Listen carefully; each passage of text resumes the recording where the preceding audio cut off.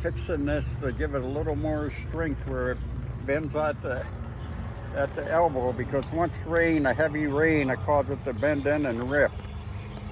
So what I do is put some popsicle sticks behind it and take a tie and tie it so it can't bend.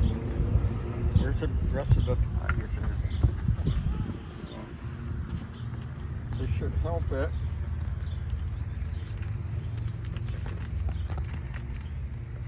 Because every year we have to replace it because of it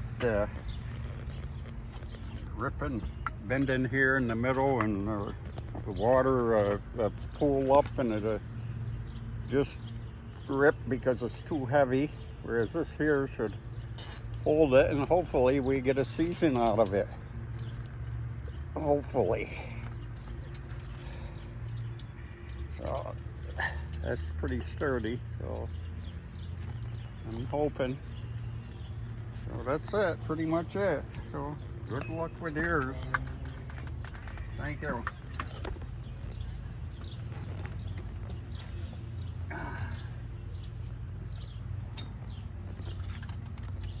Yeah.